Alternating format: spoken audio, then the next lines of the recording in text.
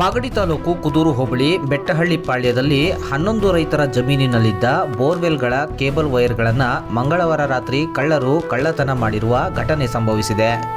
ಹೌದು, ಬೆಟ್ಟಹಳ್ಳಿ ಪಾಳ್ಯದ ಮರಿಸ್ವಾಮಯ್ಯ, ಮಂಜುನಾಥ್, ರಾಮಾಂಜನೇಯ, ಶ್ರೀನಿವಾಸ್, ರವಿಕುಮಾರ್, ರಾಮಣ್ಣ, ಸುನಂದಮ್ಮ, ರಾಜಣ್ಣ, ರಂಗಪ್ಪ, ಧನಂಜಯ, ಮಂಜುನಾಥ್, ಚನ್ನಗಿರಿಯಪ್ಪ ಇವರ ಜಮೀನಿನಲ್ಲಿದ್ದ ಬೋರ್ವೆಲ್ಗಳ ಕೇಬಲ್ ವೈರ್ಗಳನ್ನು ಕಳ್ಳರು ಕಳ್ಳತನ ಮಾಡಿದ್ದಾರೆ. ಇದರ ಜೊತೆಗೆ ರೈತರ ಜಮೀನಿನಲ್ಲಿ ಕಟಾವು ಮಾಡಿದ್ದ 4 ಮೂಟೆ ತುಂಬಿದ ಸೌತೆಕಾಯಿ ಚೀಲವನ್ನು ಕಳ್ಳರು ಹೊತ್ತೊಯ್ದಿದ್ದಾರೆ. ಬೆಟ್ಟಹಳ್ಳಿ ಪಾಳ್ಯದಲ್ಲಿ ಆಗಿಂದಾಗೆ ಬಾಳೆಹಣ್ಣಿನ ಗೊನೆ ಕಳ್ಳತನವು ನಡೆಯುತ್ತಿದ್ದು, ಇದೀಗ ಬೇಸಿಗೆ ಕಾಲದಲ್ಲಿ ಬೆಳೆಗಳಿಗೆ ನೀರು ಹಾಕಲು ಇದ್ದ ಬೋರ್ವೆಲ್ ಕೇಬಲ್ ವೈರ್ಗಳನ್ನು ಕಳ್ಳರು ಕದ್ದಿದ್ದು ರೈತರು ಕಂಗಾಲಾಗಿದ್ದಾರೆ. ಇನ್ನು ಘಟನೆ ಕುರಿತು ಕುದೂರು ಪೊಲೀಸರು ಸ್ಥಳಕ್ಕೆ ಭೇಟಿ ನೀಡಿ ಪರಿಶೀಲನೆ ನಡೆಸಿದ್ದಾರೆ.